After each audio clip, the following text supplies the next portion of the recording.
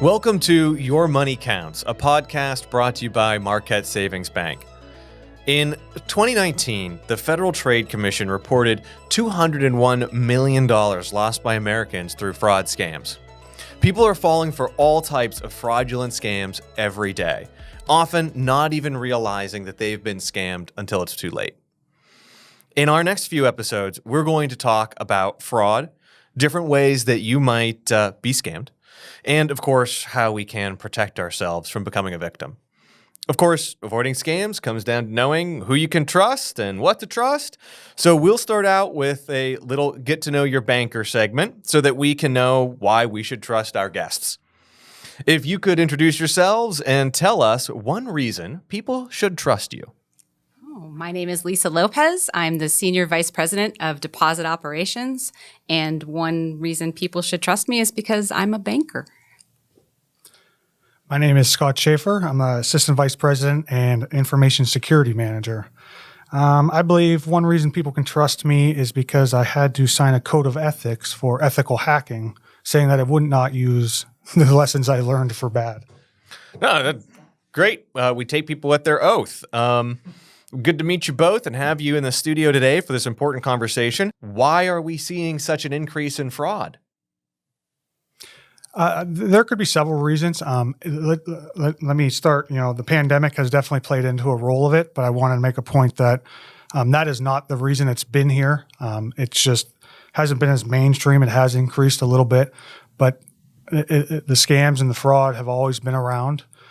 It's just people that are actually fairly smart in just using it for bad ways to take advantage of people, regular people, senior citizens, what have you. So, that's interesting. You said since COVID, there's even been a market increase.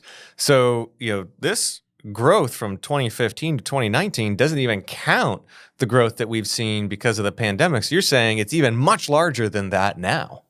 Yeah, I would say for sure. Definitely more so all around, but there's been a big hit towards employees and companies in general.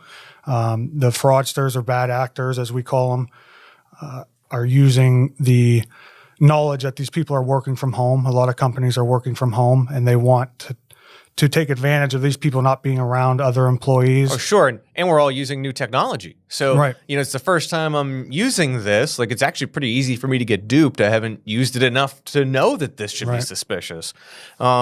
Okay, so this is obviously an enormous problem, a very expensive problem.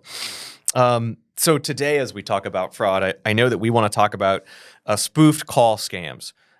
Scott, exactly what is a spoofed call scam?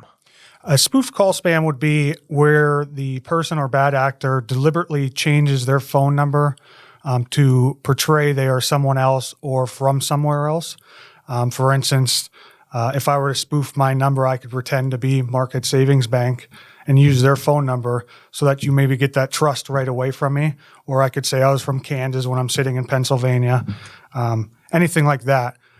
One of the bigger things nowadays is neighbor spoofing, which is they're not so much spoofing a direct number, but they are changing their area code to your local area code because you're much more likely to answer a local number than you are a 727 area code. Probably somebody I know that's in my area. Right. So, I get these. I in fact, and this is not like a bit for the show. We were recording this kind of here at the end of September. So I think a lot of people are experiencing a huge explosion in these sort of spammed calls. It's obnoxious. Obviously, it's frustrating, right? Because we keep answering our phone. It's not real. Well, tell us something about who these people are trying to impersonate.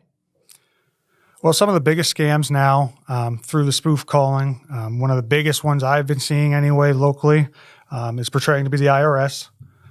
They attempt to, spoof that phone number.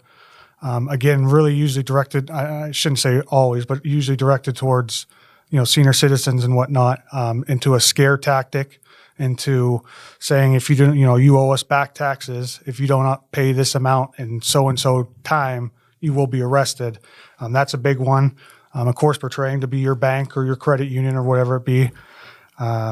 There's a lot of Medicare, again, going back to the senior citizens. that seems to be spoofed a lot. And another is charity scams. We see a lot like, please support your local police department. It's really, they have nothing to do with it. The one I keep hearing is car warranty. Your car warranty's about, I've never had a warranty on my car. That's been around. So that's how I know.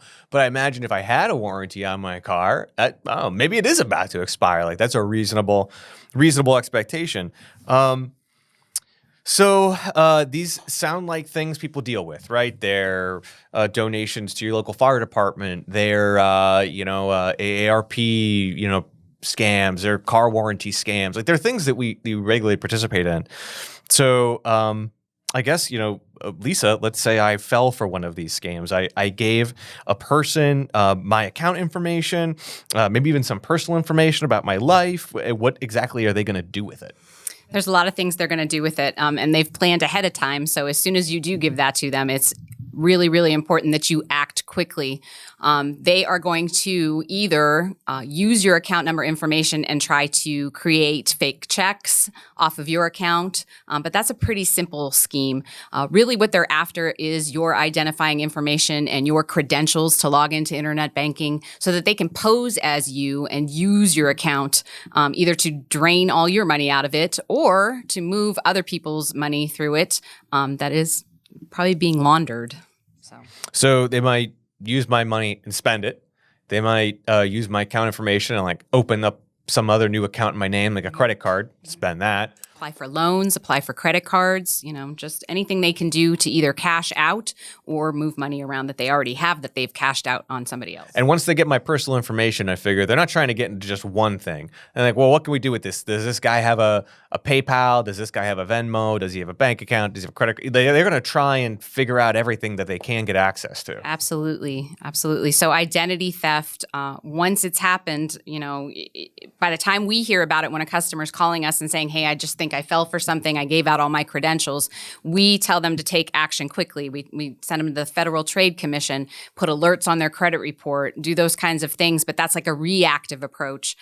So the reason we're sitting here recording this podcast today is try to get people a little more proactive and going out and using those tools proactively. Freeze your credit, even if you don't think your identity's been stolen. But we should all act under the guise that our information is sitting out there on a shelf somewhere just waiting to be sold to a criminal to pretend they're us and use our information. And let me add, some of the security classes or certifications I've done, most people are now teaching it's not a matter of when or if, it's a matter of when. Between these large breaches, or these large companies, almost everybody's information is already sitting out there somewhere. It's just a matter of when they tend to use it. Well, that's a good point too, right? The scammer may be going after me, but maybe they have some piece of information from, a data leak from a company, and all they need is kind of that one last bit, and they could fill in the rest of the puzzle pieces and gain access. So we got to be careful because giving away any information may be dangerous since we don't know how much they maybe already have. So most times these people know at least some bit of information about you, and that's exactly like you touched base on, is they're just looking for that little final key to really get it. And to go back on Lisa's point, which could be a whole another podcast, I don't want to stray topic, but once you give out your credentials, that's a big tip as to why you shouldn't be using the same password for everything. Because if you give it out one, they are going to try other accounts, because there are many people that use the same password for all 30 different sign-ins they have. But like I said, I don't want to stray into another password topic policy, but. Well, no, I mean, that's a good point. What's the advice that we would give listeners so that they can prevent this from happening? One of them is obvious. Use different passwords. Okay, that's pretty easy. I mean, we all got to remember a lot of passwords, but use different passwords. What else would each of you give as advice to help people be proactive, prevent themselves from becoming a victim? Well, one, just to do your due diligence. You can't really trust really much anymore. There's just so many scams and frauds happening. One big thing I always say is if there's ever a question whatsoever, hang up the phone and call back on a number that is good. So that way, that if that number was spoofed, you're getting directly to. And that's what happens a lot of time. They'll call back and they'll have no idea. Like, no, I don't know. I didn't call you. So that's definitely one way to watch. And just try to make sense of it. A bank's not going to call you and ask for your account number. Bank's not going to call you, and ask for your social security number over the phone. So just really kind of doing your due diligence, I think, and paying attention to what you're saying, what they're asking, because a lot of it is high pressure tactics to try to get you to act without thinking. If there's been a sense of urgency created, maybe be a little suspicious, because rarely is there a sense of urgency around renewing a warranty. Right. Lisa, what advice do you have for listeners so they can protect themselves? Wow. Be suspicious of everything, and just be a vault in and of yourself. So if somebody's asking you for your login credentials, or they know that you're going to be authenticated once they give, you give them your username and your password to something, and they say, okay, hold on, stay on the phone a minute. And then, they're logging in and they're getting that text message with that code, and they're saying, hey, now give me that code. Don't ever share that information. A lot of people call the bank asking for, I want to know the balance in my account. And then they get mad because we ask them an arm's length of questions. And if they don't know the answers, we're like, nope, you can't have that. This is why, because we have people out there that already have pieces of your information, including your date of birth and your mother's maiden name that, some people don't even know their mother's maiden name when they call. It trips them up a little. So we'll just point you to another channel or make you come into the branch. And that's pretty much industry standard. So, you should be grateful that we're protecting your identity. Don't beat the messenger that's telling you, sorry, you have to come into the bank. Use internet channels and don't share your credentials, and you'll be about as secure as you can be. So there are some good tips for how we can be vigilant and protect ourselves as citizens who now are maybe at greater risk than ever of being the victims of attempted fraud.